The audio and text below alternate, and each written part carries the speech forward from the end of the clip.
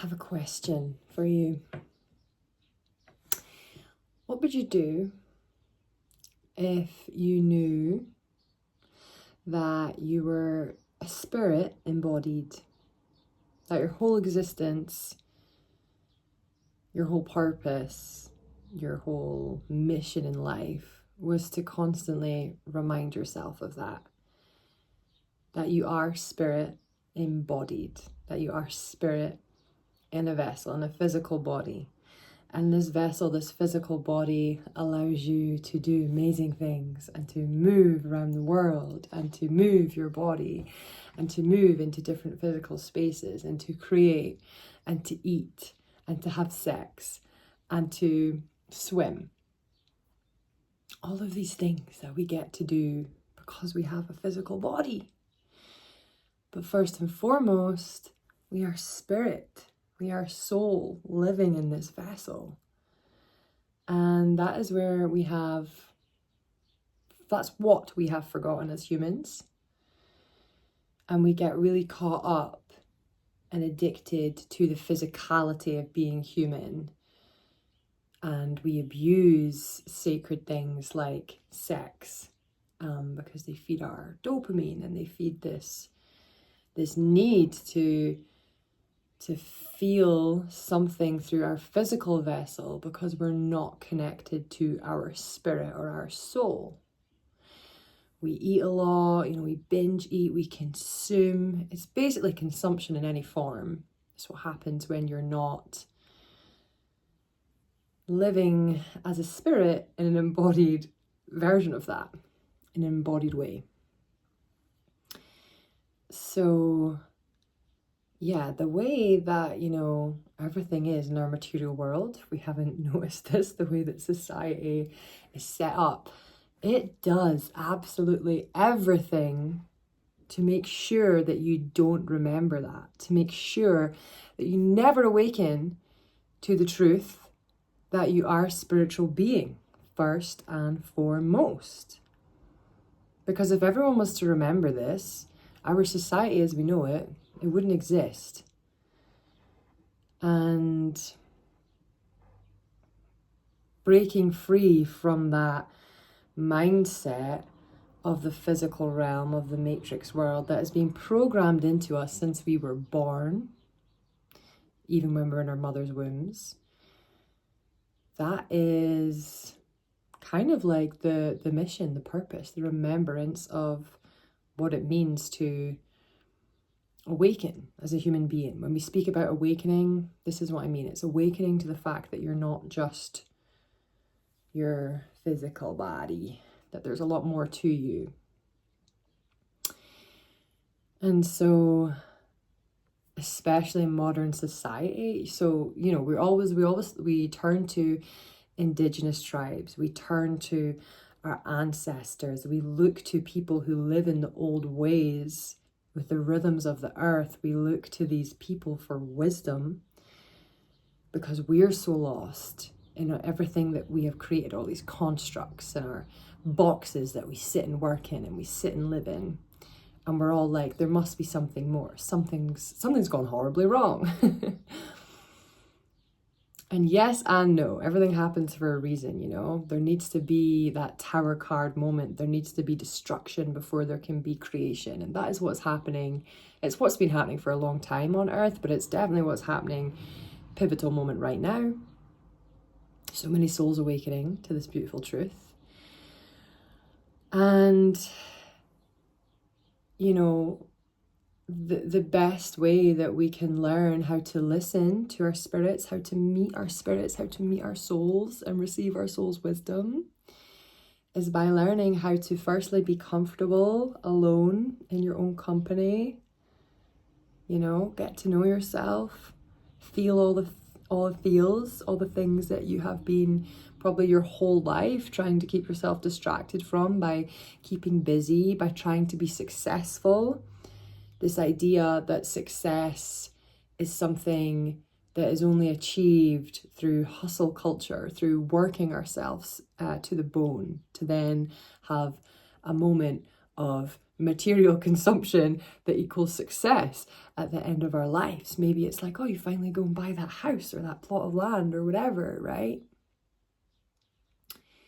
So what, we just use all of our energy, all of our physical energy, ignore our spiritual energy until we get that end goal, and then that's it. Most people do this and then they realize it doesn't make them happy because they're missing the whole point.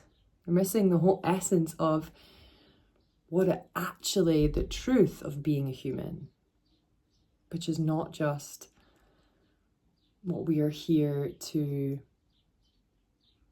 create. A lot of it is just about remembering our magic as multidimensional beings.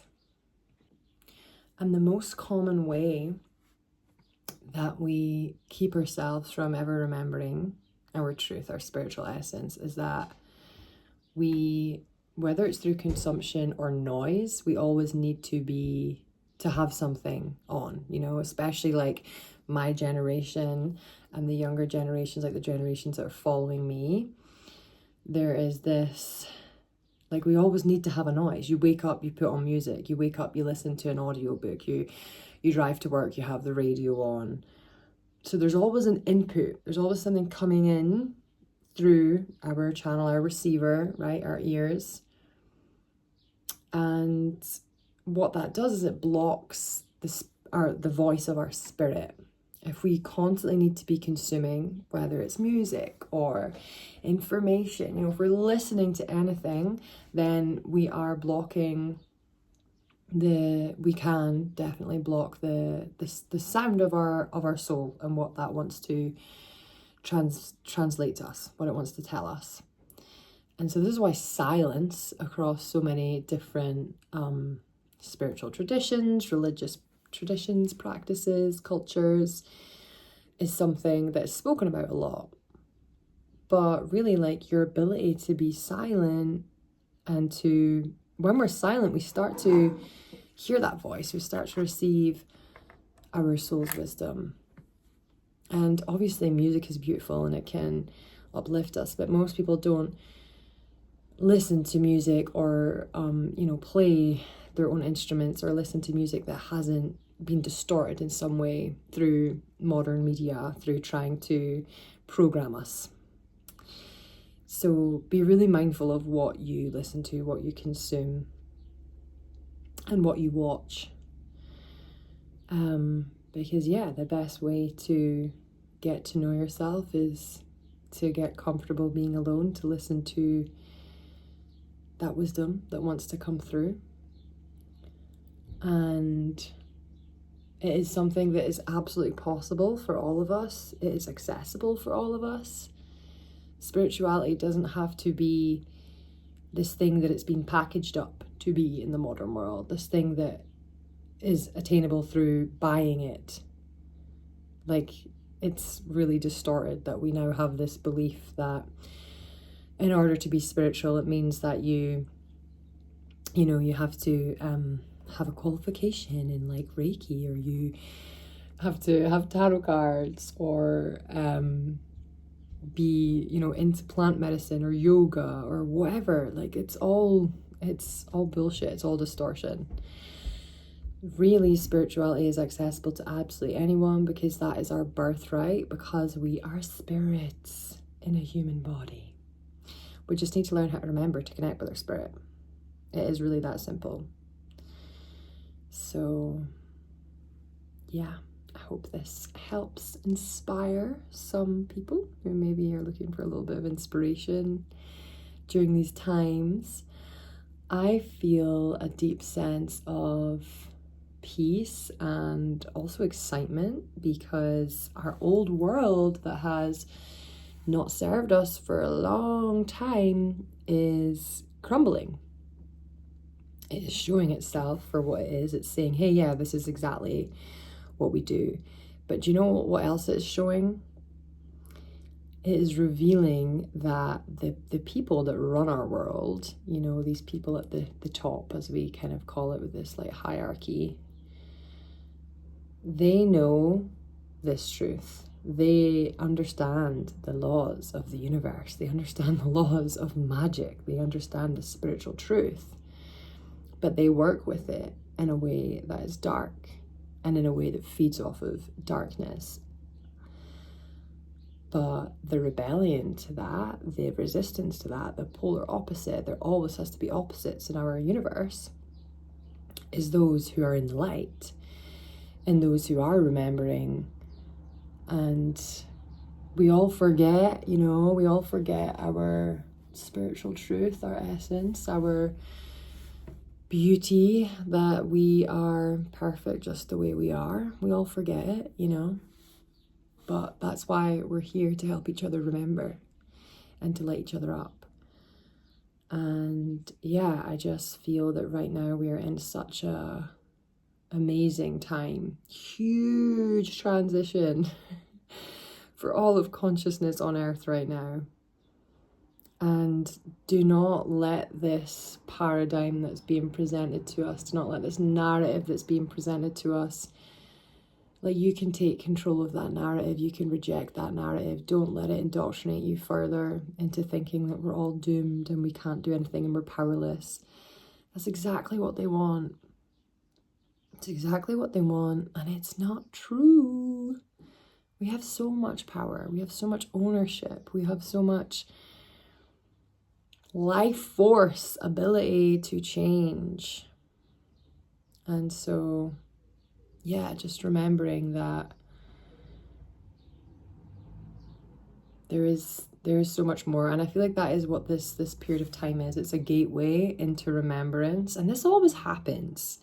Like, when the dark forces of the universe try to control more and instill deeper fear, like whenever they're trying to instill fear, they're trying to control you. We've seen this, like the most recent kind of large scale example of this would be the global pandemic, right? So what fear does to one's consciousness, but we don't have to take that in.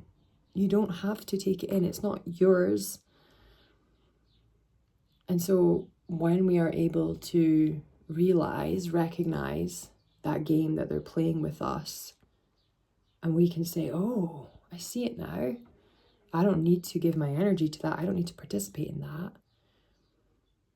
Like, how are we going to make the change? How do we make the change within ourselves to change our world? It's not about going out and protesting and doing all this crazy stuff. It's like the change starts in here. It starts within you. It's the most powerful change. And we can guide each other back to our true selves, back to our spirits, back to our, our homes within ourselves. So that's my share. Yeah, that's what I want to share. There's always polar opposites. There's always dark and light. That is just the nature of the universe. That's just the natural law, literally. But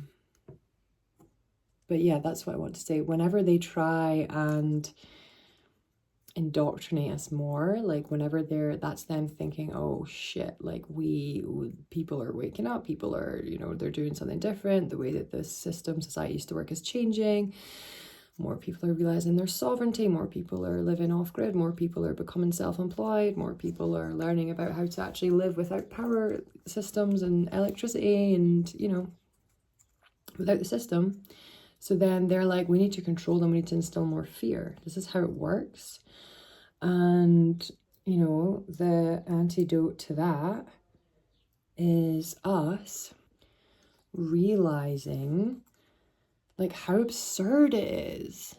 It's absurd. Everything that these dark forces try and do, what often happens is, in their attempts to control and instill fear in people, half of the population get woken up because they're like, what the actual is going on? Like, wait a minute, this isn't right. And it's your choice. You can choose to turn a blind eye. You can choose to say, oh, there's nothing we can do anyway. There's nothing we can do. Let's just keep going on, the way that the conveyor belt of the Matrix life has taught us to be. Or you can say, actually, there's so much we can do, but it's just not in the way that we've been taught to do it. Because the revolution, it doesn't happen out there. It doesn't happen, not yet, not quite yet. It happens within us first. It has to happen. This revolution has to happen within your soul, within your heart, within your spirit, before it can be translated and made manifest in the physical realm. So that is my message. Hope it makes sense. Hope it helps.